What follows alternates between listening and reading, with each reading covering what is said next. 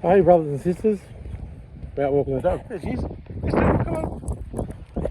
Yeah, instead of bitching and complaining, I thought thank all my gang stalkers and abusers today. You know, the ones who have orchestrated the neglect and abuse on my person. Because to be fair, it's been a fucking epic life, eh?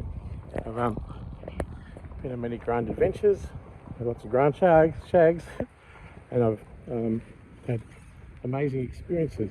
I don't need much and I don't need anyone else. So for the pleasure of having an immaculately exciting life, living on the run in exile because of a government minister threatened me with 10 years jail in Sydney, and I'm from Melbourne, and that my abusers have managed to get away with it, as they do, because they've got money and power, and I don't have the money, but I've got the power of my sentience. That's all I've got left, sentience and honesty. So, you know, where's their YouTube channel?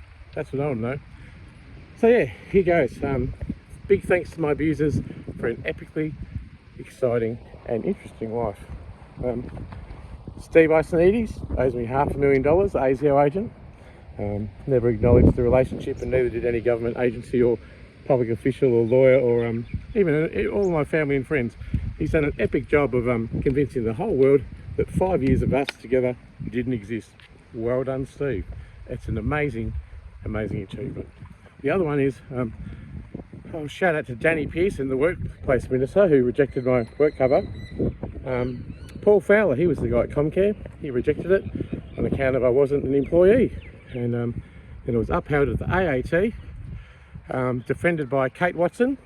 Good on you, Kate, the lawyer, HPC, or HB, whatever it is.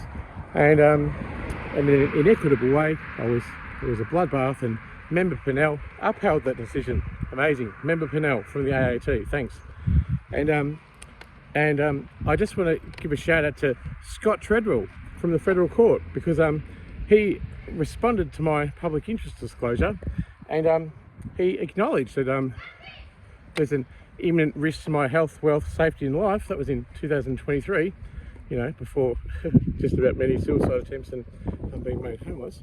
And yeah, he also acknowledged that inadvertently, by rejecting my whistleblower statement, that I was an employee of DSS.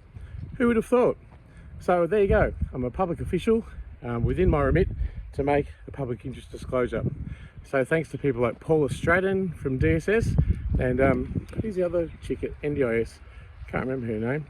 And all of the government ministers who've responded in a negative way on infactual and improper evidence that my public interest disclosures were neglected. You're all fantastic. It's meant a great amount of deceit and lies and conspiracy and absolute neglect and poverty for me. But you know, it's thrust me into a life where I can appreciate the other things in life, such as grass, trees, my dog, and I don't have much else. But I just want to say that also that dog spelled backwards is God, see, and that's really all you need. And here she is, Crystal, woo, woo.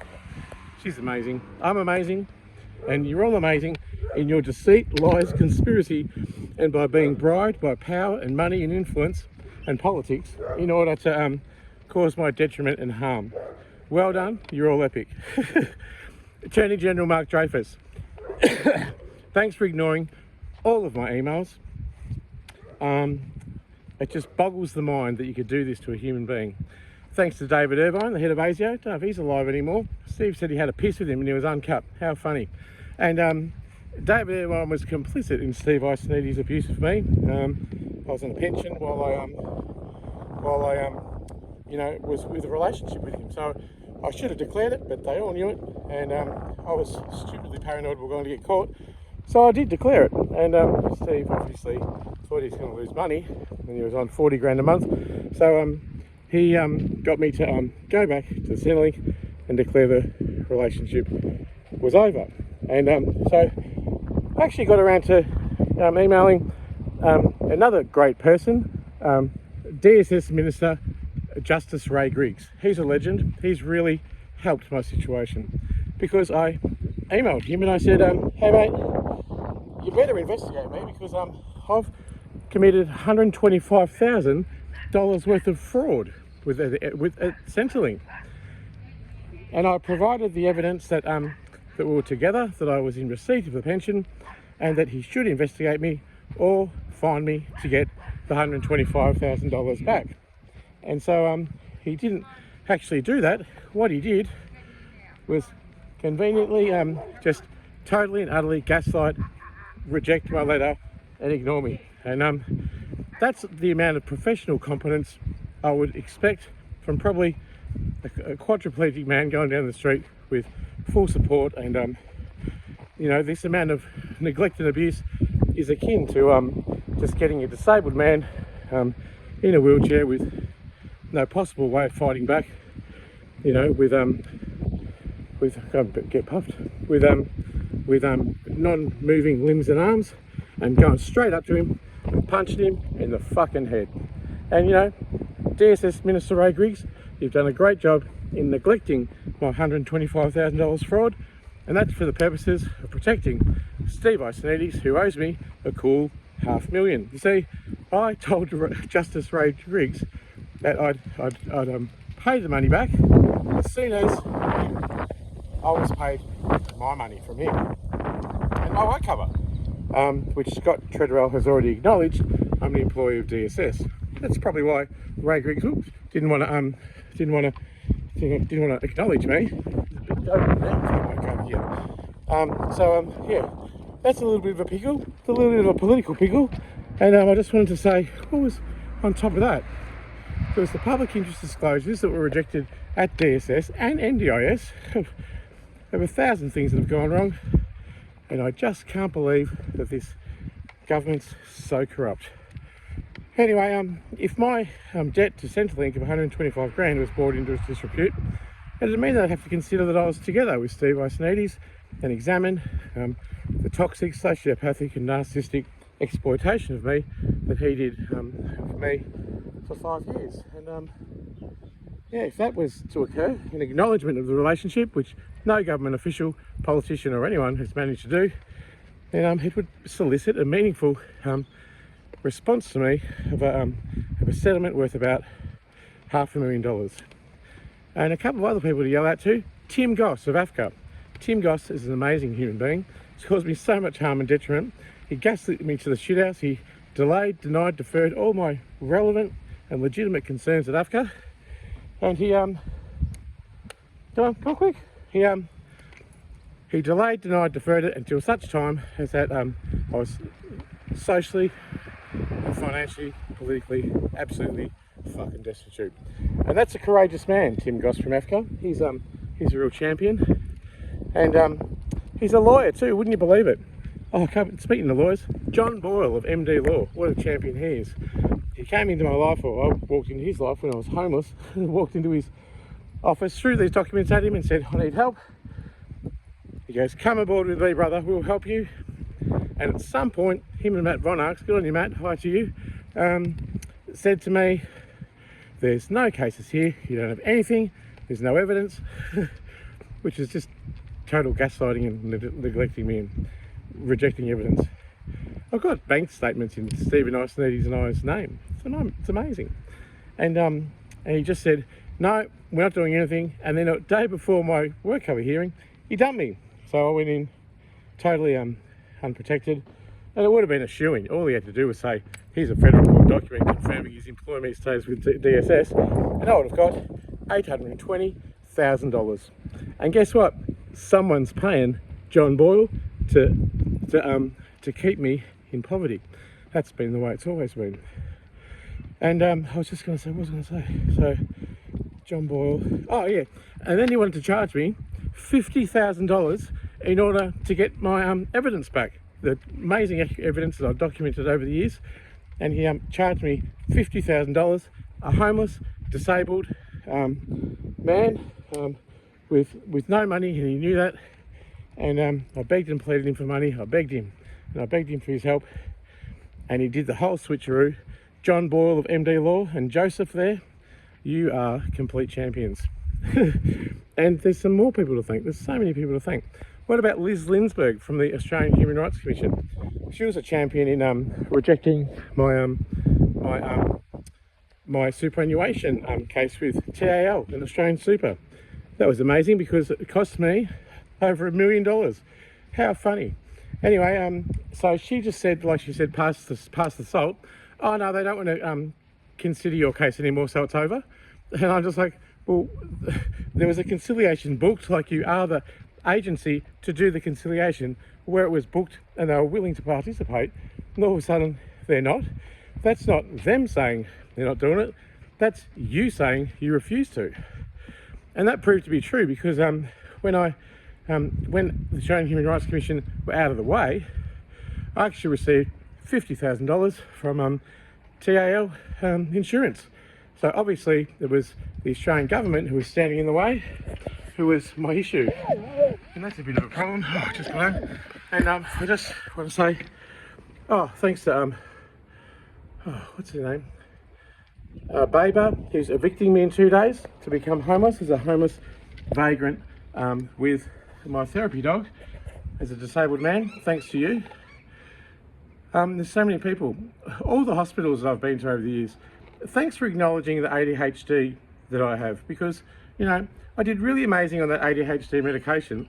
Did a master's degree. I finished a PhD. I travelled. I wrote books. I published books. I raised for the Royal Children's Hospital with a book I made called Grogan the Monster and What Do You Love?